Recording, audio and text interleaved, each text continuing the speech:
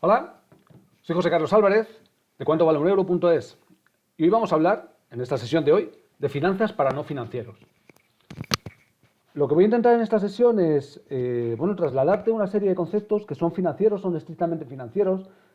No sé si estuviste o si has asistido a otra sesión que celebramos en la que se llama Cómo actúas sobre tu cuenta de resultados, en la que explicamos el balance, la cuenta de pérdidas y ganancias y el flujo de caja y distintos. Es muy interesante esa sesión porque en esa sesión, damos detalles muy específicos acerca de qué indicadores tienes que seguir en tu cuenta de resultados, por ejemplo, en qué se diferencia la cuenta de resultados del balance, en qué está compuesto el balance, etcétera. Es una sesión muy interesante. Pero en la que vamos a hablar hoy, vamos a hablar de aspectos completamente financieros. Aspectos completamente financieros que tú, como empresario o como empresaria, deberías manejar.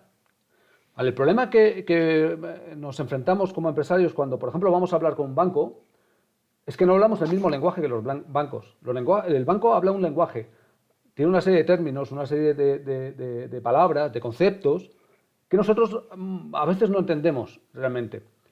Entonces eso al final nos coloca en una desventaja frente al banco. El banco está utilizando un lenguaje y conoce unos términos que nosotros desconocemos, con lo cual puede ser que nosotros estemos dando lo que hay a algo que en el fondo no es lo que nos interesa.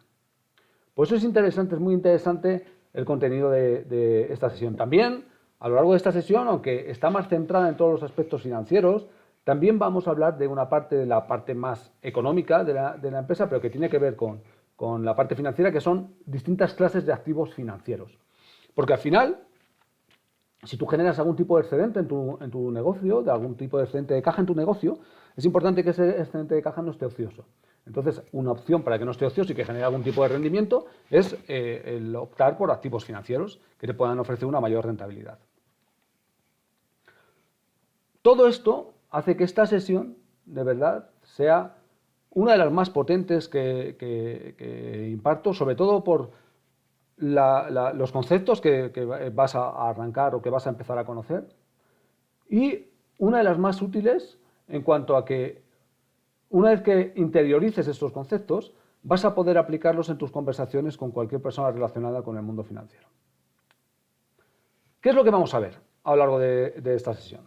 A lo largo de esta sesión vamos a hablar de la estructura financiera de la empresa y vamos a hablar de tres términos que son imprescindibles que conozcas: la liquidez, la tesorería y el riesgo financiero, lo que es el riesgo financiero. Después también vamos a hablar del control de la estructura financiera. El control de la estructura financiera.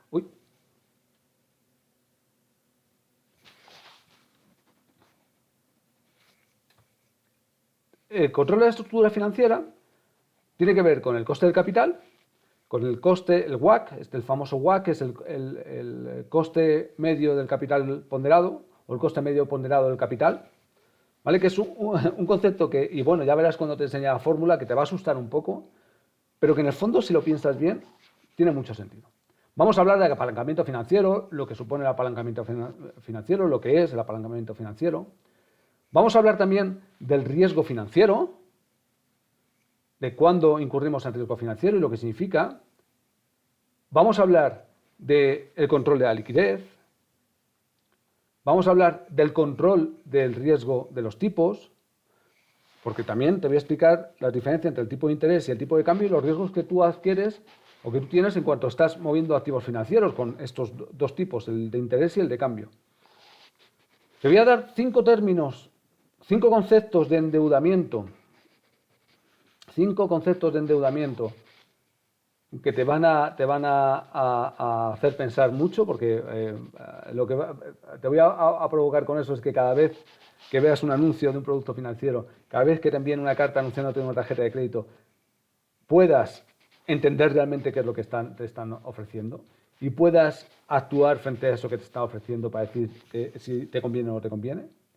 Y en la última parte, una parte también muy interesante, vamos a hablar de distintas clases de activos financieros. Distintas clases de activos financieros. ¿Por qué? Porque normalmente tú puedes entender que hay 1 o 2 activos financieros. Vas a ver que hay bastantes más activos financieros. Te voy a hablar de las distintas características de cada uno de los activos financieros. Te voy a hablar de cómo puedes ganar dinero con cada uno de los activos financieros.